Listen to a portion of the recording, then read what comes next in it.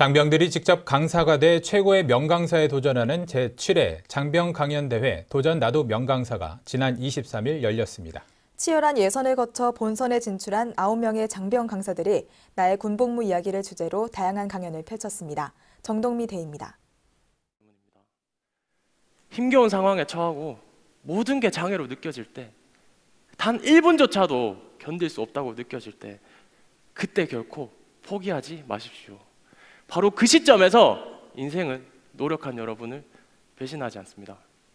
장병 여러분, 군복을 입고 있는 이 시간은 전우들과의 소통과 공감 속에서 진정한 삶의 가치를 깨달아가는 인생의 전환점이 될 수 있습니다. 우리 함께 행복한 내일을 위해 인생의 씨앗을 키워가는 그런 군생활을 만들어 갑시다. 치열한 예선을 거쳐 본선에 진출한 장병 강사들이 나만의 군생활 노하우를 전합니다. 같은 용사의 입장에서 전하는 이야기를 듣는 방청객들의 눈빛이 진지합니다. 올해로 7회째를 맞은 도전 나도 명강사는 장병들이 직접 강사가 돼 자신의 군생활 이야기를 전하는 프로그램입니다. 올해는 6회 공군에서 200명의 장병들이 참가해 9명이 본선에 올랐습니다. 장병들의 진심 어린 이야기는 심사위원들에게도 깊은 감동을 전했습니다. 저는 이렇게 훌륭하고 또 제 가슴을 울릴 정도로 진솔한 이야기를 할 줄은 몰랐습니다. 그래서 군 생활, 오히려 제가 했던 군 생활보다 더 깊이 있게, 오히려 지금 사는 제 모습보다 더 열정적으로 살고 있지 않나 라는 생각이 들고요. 그리고 오히려 지난 제 10년 전의 군 생활을 돌이켜보지 않았나 라는 생각이 듭니다. 진심으로 응원하고 정말 이런 장병들을 모범으로 남은 60만 명의 군 장병들이 또 함께 한다면 대한민국 미래는 밝다라고 저는 생각합니다. 이날 대상의 영예는 영주권자로 군복무의 의무가 없지만 진정한 대한민국 국민으로 거듭나고자 군입대를 선택한 해군 잠수함사령부 이재희 상병에게 돌아갔습니다.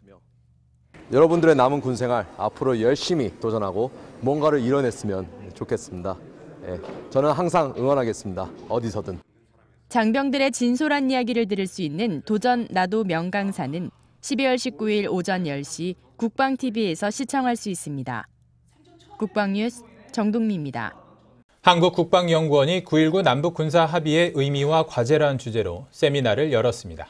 세미나 참석자들은 군사합의에 대한 다양한 시각이 존재하지만 남북 군사합의를 이행하면서 남과 북이 군사적 신뢰를 구축하고 이를 통해 우리 정부가 한반도 정세의 주도권을 잡고 나가야 한다는 데 공감했습니다.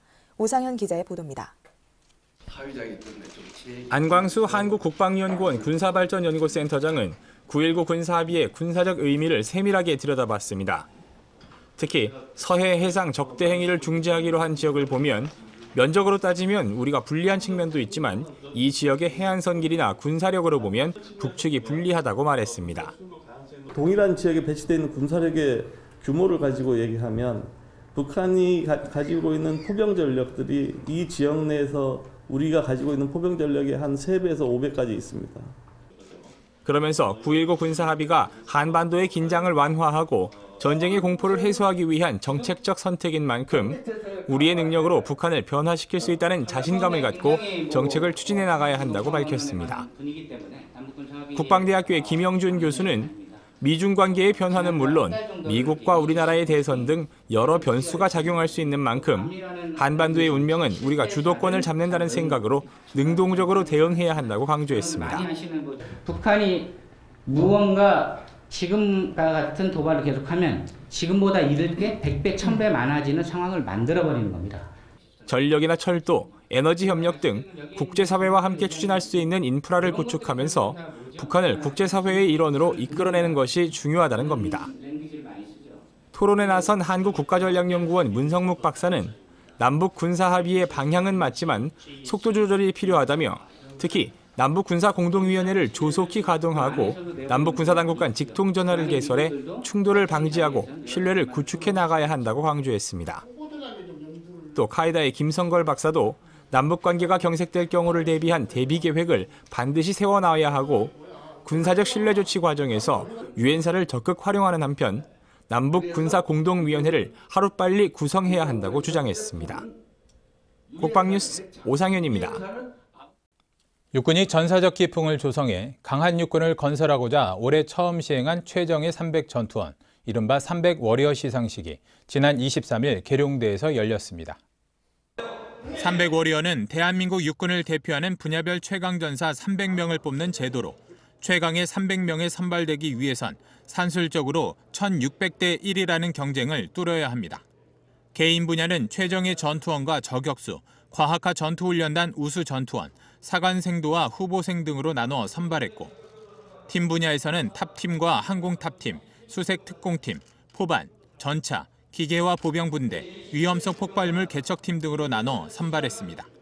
시상식을 주관한 김용호 육군참모총장은 300워리어들에게 분야별 최고 실력자임을 상징하는 황금색 베레모와 함께 휘장을 수여했습니다. 스스로 자랑스러워하고 영광스러워할 뿐만 아니라 여러분 부대에 가서 이런 정신과 헌신의 가치를 계속 확산시켜 주기를 당부합니다. 육군은 현재까지 19개 분야에서 300워리어 246명을 선발했고 나머지 54명에 대한 선발은 연말까지 진행할 예정입니다.